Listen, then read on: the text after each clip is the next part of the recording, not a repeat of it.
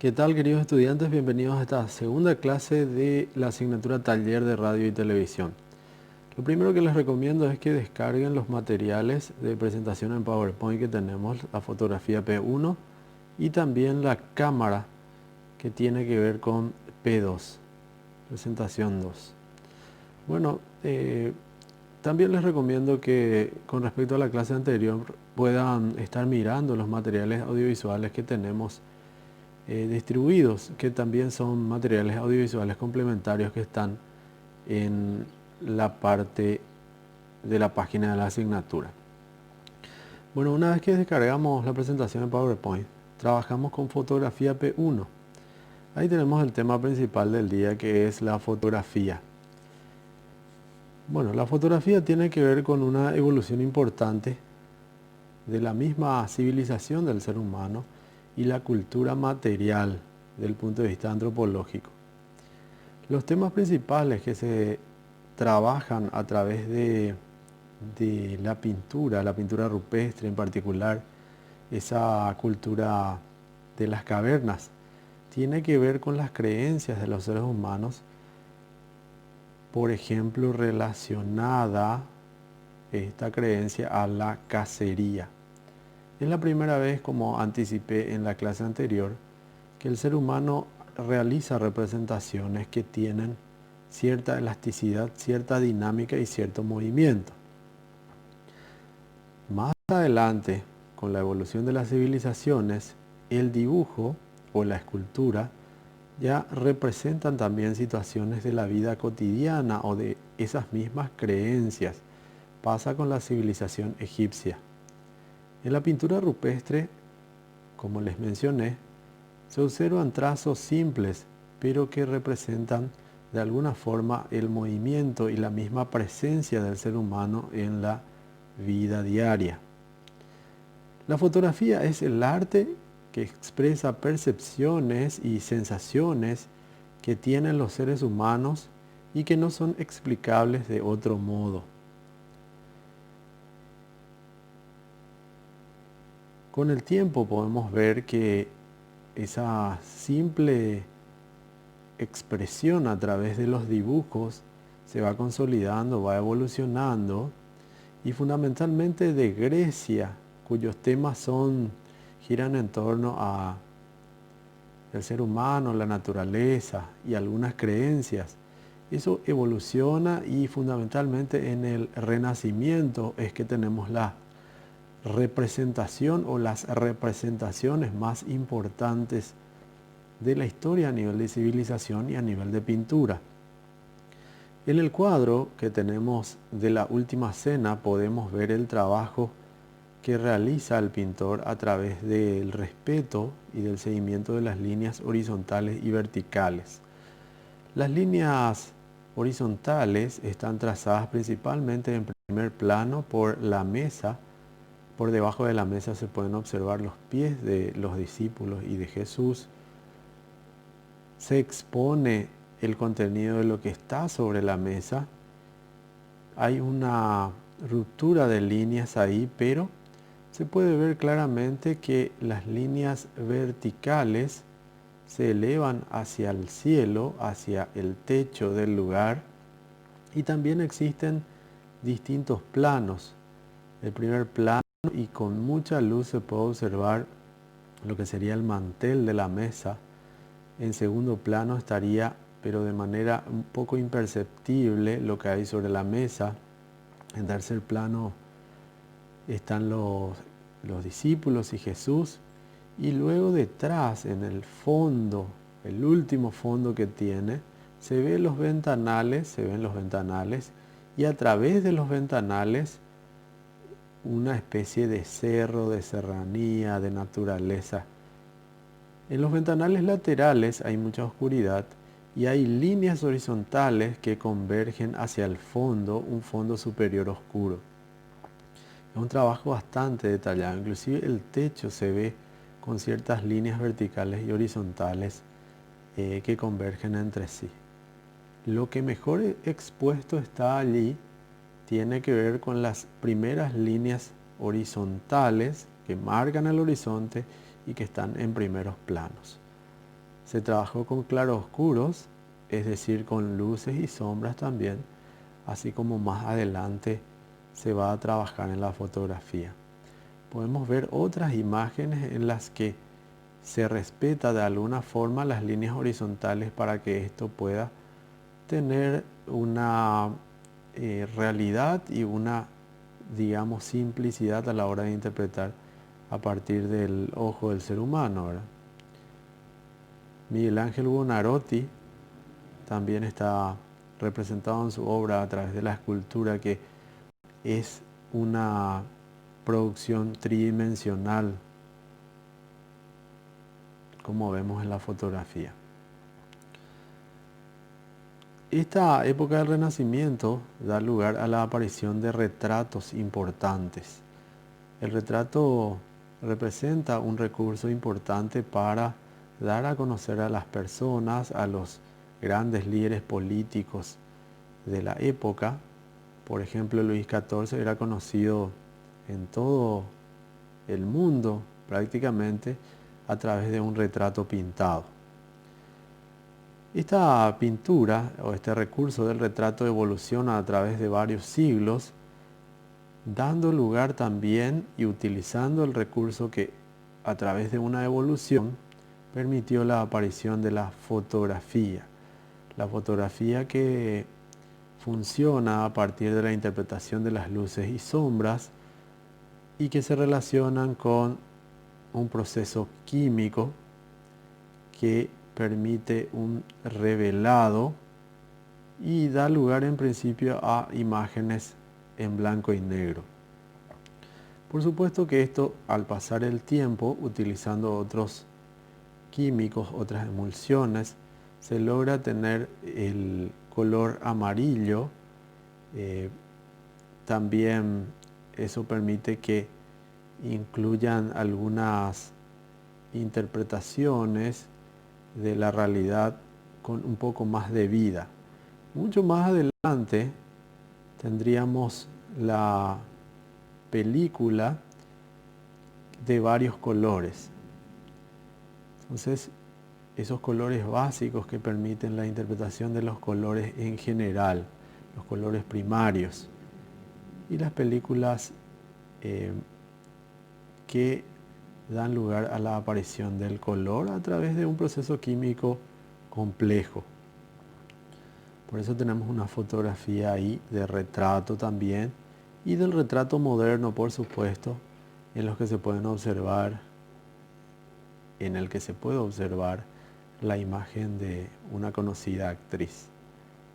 ¿Cuáles son los antecedentes principales de lo que constituye el retrato o la fotografía en sí misma? Tenemos un ejemplo de la pintura flamenca de 1434 de Van Eyck, quien retrata la boda de Arnolfini.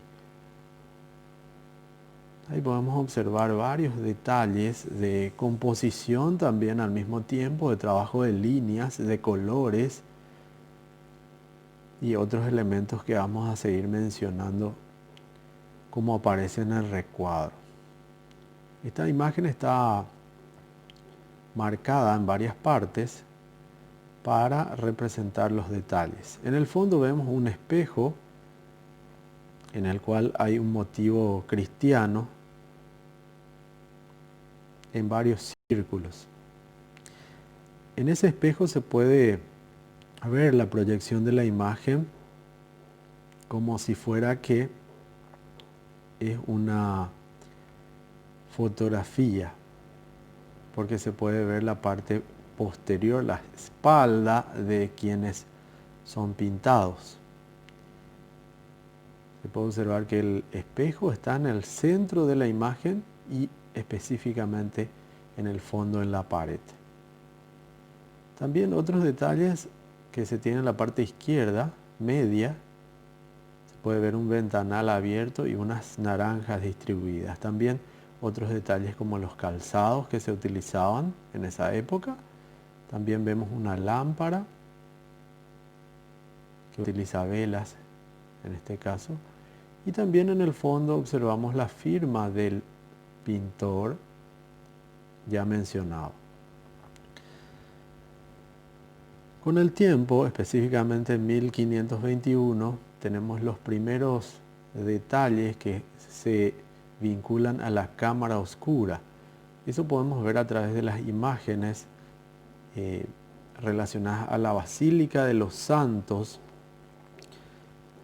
que está en el PowerPoint también. Ahí vemos algunos trazos que sobre la base de la cámara oscura se pueden realizar como una copia de la realidad.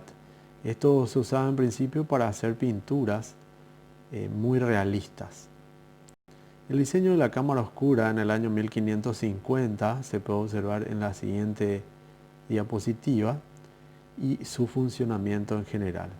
Para tener más detalles de cómo funciona esto, les recomiendo que observen el material audiovisual complementario que está en la página. Como les había anticipado, en el año 1777, el sueco Carl Wilhelm publica sus tratados sobre sales de plata. Estas sales de plata reaccionaban a la luz y permitían obtener imágenes. El pionero de todo esto, de la captación de la imagen a través de la fotografía, es Nicéforo Nitzsch. En 1826 logra la primera imagen desde una terraza. Es lo que se puede observar en la imagen. Todavía una calidad baja, pero es la primera imagen que se conserva hasta hoy día. También otro muy importante y que también es propulsor de la fotografía es Daguerre. En 1839 logra de alguna u otra forma obtener también imágenes siguiendo principios similares. Mucho más adelante otras técnicas van apareciendo, como la de James Clerk Maxwell en 1861. Ahí tenemos una imagen del tamaño de las cámaras, cómo funcionaban, de la cámara oscura para la captación de imágenes. Eso también representa que había otra cámara con la cual se pudo obtener esa imagen, ¿verdad? La cámara que está enfrente. ¿Qué funciones cumple la fotografía en general? Hay varias funciones que cumplen y dan lugar a tipos de fotografía.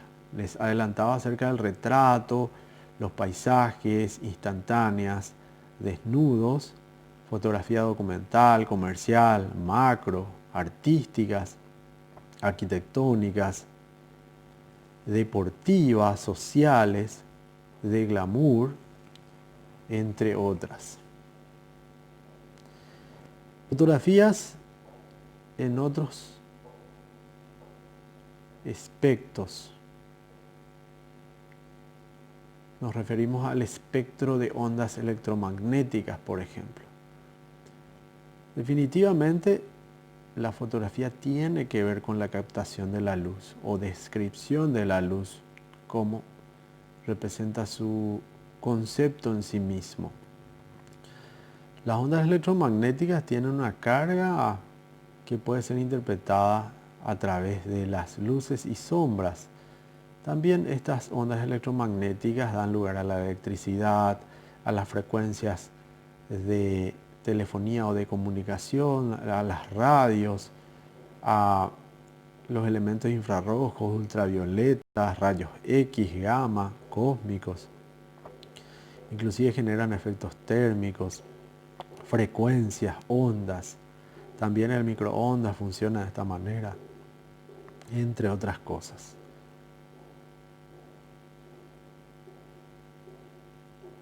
Ahí tenemos ejemplos de lo que es la fotografía de rayos X, que hoy día se utiliza mucho para la parte médica. La astrofotografía, la fotografía de los astros, del cielo. Otras que tienen que ver con las creencias. La fotografía infrarroja también es importante, unos efectos especiales generan muchas veces la captación de estas imágenes. ¿Quiénes son los mejores fotógrafos? Ahí tenemos la imagen del soldado desconocido, del famosísimo Robert Capa, quien fue fotógrafo en las guerras mundiales. Otras imágenes que se relacionan con las creencias y ahí vemos a un budista que se está inmolando. La famosa foto de los Beatles. También la fotografía que se obtuvo para utilizar el fondo de pantalla de Microsoft. ¿Cuánto vale una foto para nosotros? Ahí tenemos una foto documental, una foto no muy clara, que uno podría relacionar con el asesinato del presidente Kennedy, pero no sabemos realmente qué es, porque no se entiende bien qué es lo que se ve. Sin embargo, la fotografía no solamente tiene que ver con la calidad de la captación de la imagen, sino que también con el contenido que se capta. Por eso vemos en el siguiente ejemplo que se realiza una fotografía de un supermercado cuyo contenido es realmente importante. La primera fotografía es donada para el estudio, es gratuita. Y la siguiente contiene productos por 3,2 millones de dólares. Si terminamos la primera presentación de nuestro material y pasamos a la segunda parte de esta clase. En este sentido, tenemos que pasar a hablar de lo que significa enfocar, del enfoque. Siempre hablamos de enfoque y desenfoque de la imagen. Esa primera imagen que vimos como ejemplo estaba totalmente desenfocada y la segunda imagen estaba bien enfocada. El enfoque en fotografía digital se refiere a un punto específico, a una distancia determinada donde los objetos de nuestra fotografía aparecen bien definidos y con mucho detalle. Adelante y atrás de ese punto los objetos se verán borrosos o desenfocados. Bueno, tenemos que hablar acerca de la fotografía macro también, que es un estilo de fotografía que se suele utilizar bastante. Fundamentalmente para la realización de documentales en canales de televisión especializados en ello. La fotografía macro es aquella en la que la imagen tiene el mismo tamaño o hasta 10 veces más que el objeto fotografiado. A partir de una ampliación 10 veces mayor pasamos a la microfotografía, que es la tomada con microscopio. Ahí tenemos los ejemplos de los tipos de tecnología que se utilizan. Seguidamente tenemos la imagen de una mosca, de unos insectos espectaculares. Todo el fondo está desenfocado. Ahí también ya se trabaja el enfoque y desenfoque. Se enfoca el primer plano y todo lo que está detrás está desenfocado. También con la fotografía macro se pueden utilizar recursos creados por el hombre o modificados por el hombre para hacer fotografía, como la utilización de estos anzuelos que vemos en la imagen. También fotografía publicitaria, como de un reloj Polis. Y después vemos nuevamente lo que representa la estética a partir de una gota de agua en la naturaleza. Congelando la belleza, mecanismos de la captación de la luz. El ojo humano es el principio de la captación de la imagen. Cuando nosotros hablamos de ojo humano, estamos hablando también de un comparativo entre el ojo, la cámara digital y la cámara profesional que utiliza película. Veamos ahí los tipos que hay. El ojo utiliza el iris, la retina, los bastones que tienen sensibilidad a la luz para poder captar la imagen. En el caso de la cámara fotográfica con o rollo, ¿verdad? Con o rollo, tenemos nosotros la película. La película, al exponerse a la luz, permite la captación de la imagen. Ahí es donde se trabaja la velocidad de obturación y la apertura del diafragma. Lo mismo pasa con la cámara digital moderna, pero en este caso la película es sustituida por un chip, un sistema de sensor que permite la captación de la imagen. La cámara fotográfica en general, según sus clasificaciones y sus formatos, está la analógica, que es la que utiliza el negativo, el film, la película que conocemos nosotros.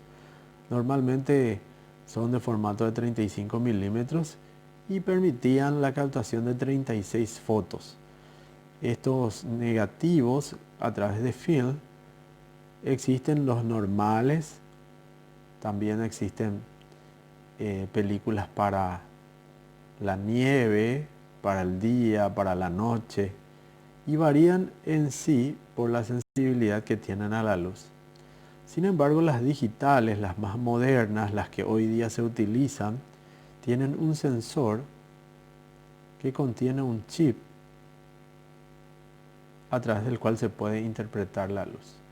Según sus tamaños, existen cámaras compactas, cámaras reflex, cámaras de medio formato y cámaras de gran formato. Según las marcas y prestaciones, tenemos Nikon, Canon, prestaciones en 5 megapíxeles, 10 megapíxeles, 18, el tipo de zoom que tiene, si es óptico o digital. Según su función están las normales, las submarinas, panorámicas, estereoscópicas y las instantáneas, como las famosas Polaroid. Las analógicas son compactas o también pueden ser de sistema reflex. Las cámaras compactas habitualmente son aquellas que no permiten el intercambio de lentes, sino que vienen con un tipo de lente que no se puede extraer y cambiar o sustituir. En el caso de las reflex, tienen un sistema de espejos que permiten una captación mejor de la imagen, y por otro lado habitualmente se pueden cambiar las lentes. Lentes cortas, medias y largas se pueden utilizar, o medias normales. Las digitales también vienen en compactas y reflex. Las más utilizadas hoy día para la captación de la imagen son las digitales reflex.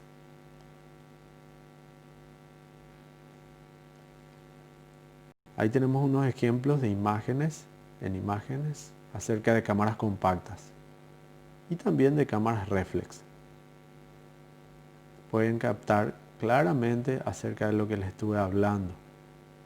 Si bien es cierto, pueden tener recursos rebatibles como para la captación de la imagen o el visor para captar la imagen, las lentes no se pueden cambiar. Sin embargo, en las reflex sí se pueden hacer. Después están las cámaras más avanzadas, que son acuáticas, incluso satelitales, o las de cine, ¿verdad?, que son muy avanzadas. Las analógicas tienen ciertas características muy interesantes, muy útiles. Son las que utilizan el rollo de la película, tienen un sistema de carrete. Al apretar el botón para sacar una imagen, está la cortinilla que permite el ingreso de la luz para impregnarse en la película. Una vez que se obtiene esa exposición a la luz de la película, el carrete estira para preparar el siguiente fotograma. Las digitales tienen una regulación interna que permite una utilización de los recursos totalmente a nivel digital. La velocidad del obturador, que sería la cortinilla, cuántos segundos o milisegundos o centésimas de segundos, diríamos de manera correcta, se abre la cortinilla o se cierra la cortinilla. ¿En cuánto tiempo se abre y se cierra? A eso nos referimos con lo que significa la cortinilla o la velocidad del obturador. Y por otro lado está la apertura del diafragma, que es como el iris también, por eso se llama iris, como el ojo, que se abre o se cierra. Cuanto mayor es su tamaño de apertura, más luz ingresa, y cuanto menor es su tamaño, menor cantidad de luz ingresa. Eso se mide a través de cierta cantidad de números que podemos observar también en el ejemplo. Las compactas son cámaras de bolsillo y de transporte fácil. Son prácticas, tienen pocas funciones, no intercambian lentes, bajo costo y habitualmente las compactas analógicas no permiten ver cómo salió la foto. Hay que revelar la imagen para poder ver cómo salió finalmente la foto. Las reflex son profesionales, permiten el intercambio de lentes. Uno puede ver cómo saldrá la foto, gran tamaño y peso. Generalmente por eso se mide también, por el peso que tiene el equipo. Elevado costo y mantenimiento, se necesita mayor conocimiento técnico para poder utilizar. ¿Cómo funciona la cámara por dentro? Funciona similar a lo que es el ojo. El principal causante de la formación de la imagen en el ojo es la córnea. El iris controla la intensidad luminosa, el cristalino ajusta el enfoque cambiando de forma. La imagen se proyecta sobre la retina y transmite la información al cerebro por medio del nervio óptico. Entonces así de complejo es este asunto, pero nosotros tenemos la capacidad de enfocar, por ejemplo, la imagen a través de la vista. Lo que está más lejos podemos, digamos, enfocar y también podemos acercar la imagen y ver aquello que está más cerca, enfocar lo que está más cerca y enfocar también lo que está más lejos. Cuando nosotros enfocamos lo que está lejos, desenfocamos lo que está cerca y así también cuando acercamos la vista, cuando enfocamos la vista en lo que está cerca, se desenfoca lo que está lejos. Ese es el trabajo también de enfoque y desenfoque, que se hace con la cámara, por supuesto. Normalmente el ojo funciona también como la cámara oscura. Las cosas vemos al revés a través de la luz y se proyecta, digamos, en la cabeza, en la mente ya, en la cabeza específicamente, a través del cerebro, se interpreta la imagen dada vuelta. De la misma manera como trabaja la cámara oscura, que es utilizada también en la cámara fotográfica y en todas las cámaras que captan imágenes. Ahí vemos también la estructura que tiene una cámara del sistema reflex, el sistema de reflexión, el enfoque, el diafragma, el visor, la caja, el sistema de deslice o deslizante de la película también que le estaba mencionando. Las imágenes son claras con respecto a esa funcionalidad. Ventajas y desventajas de cámaras. Siempre es importante tener en cuenta esto. Hoy día trabajamos mucho con la cámara del teléfono. La cámara del teléfono es compacta, pero tiene también recursos digitales que nos permiten hacer ajustes, arreglos de muy buena calidad. Bueno, tenemos calidad, precio, versatilidad, manipulación y fanatismo. Para aprender también de los errores, tenemos que ver lo siguiente. Muchas veces presentamos o se presentan problemas frecuentes, como imágenes movidas, oscuras, desenfocadas y quemadas. Las imágenes movidas y las imágenes desenfocadas siempre se dan cuando tenemos un poco de desconocimiento con respecto a la cámara reflex o la cámara profesional. A veces nos salen imágenes oscuras, quemadas. Lo recomendable siempre es que aprendamos a utilizar con la práctica la velocidad del obturador, la apertura del diafragma, tocarle un poco a los recursos de configuración que tiene nuestra cámara para poder aprender de los errores que cometemos. Fundamentalmente ese es el mensaje de la clase de hoy, que